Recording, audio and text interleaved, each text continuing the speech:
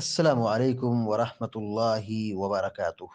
بسم اللہ الرحمن الرحیم وبہ نستعین وصلی اللہ علی نبینا محمد وعلی آلہ وصحبہ اجمعین ومن تبعهم بإحسان إلى يوم الدين أما بعد، فعن أنس بن مالك رضي الله تعالى عنه أن رسول الله صلى الله عليه وسلم أتي بلبن قد شيب بماء، وعن يمينه أعرابي وعن شماله أبو بكر رضي الله تعالى عنه، فشرب ثم أعطى الأعرابي وقال الأيمن فالأيمن، رواہ البخاری۔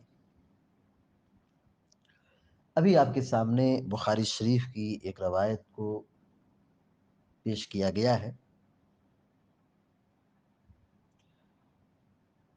حضرت انس بن مالک رضی اللہ تعالی عنہ بیان کرتے ہیں کہ اللہ کے نبی صلی اللہ علیہ وسلم کے پاس دودھ لایا گیا۔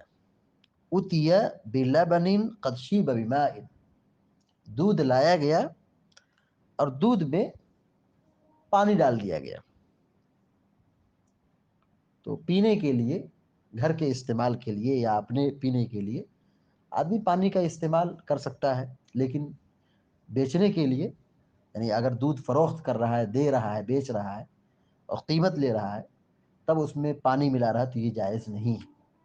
اللہ کے نبی صلی اللہ علیہ وسلم نے، یہ اللہ کے نبی صلی اللہ علیہ وسلم کے سامنے جو دودھ میں پانی ملایا گیا تو یہ پرسنل کے لیے تھا، اور آدمی جیسے مناسب سمجھتا ہے اس میں پانی ملا سکتا ہے ضرورت کے مطابق۔ بہرحال آپ نے دودھ کو نوش کیا۔ وَعَنْ يَمِينِهِ أَعْرَابِيٌّ، راوی بیان کرتے ہیں کہ آپ کے دائیں جانب ایک دیہاتی بیٹھا تھا۔ دیہاتی جو مطلب دیہات میں رہتا ہے، شہر سے دور دیہات میں جو لوگ رہتے ہیں وہ عربی کہا جاتا ہے۔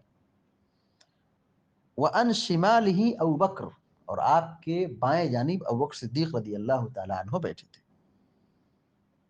فَشَرِبَ ثُمَّ أَعْطَى الْأَعْرَابِي، آپ نے دودھ نوش کیا۔ دودھ پینے کے بعد پیارے نبی صلی اللہ علیہ وسلم نے بچا ہوا دودھ اس دیہاتی کو دے دیا۔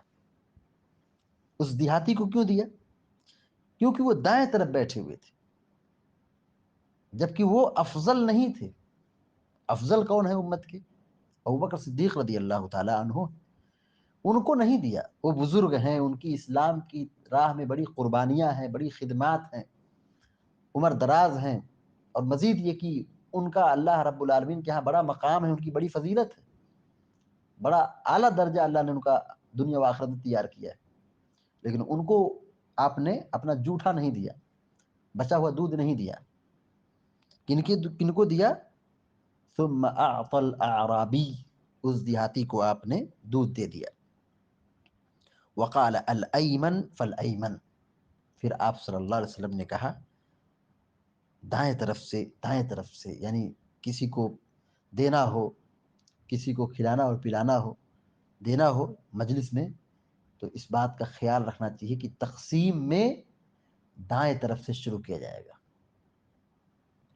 تقسیم کہاں سے ہوگا؟ دائیں طرف سے ہوگا، دائیں طرف سے لوگوں کو دیا جائے گا۔ پیارے نبی صلی اللہ علیہ وسلم کی مجلس میں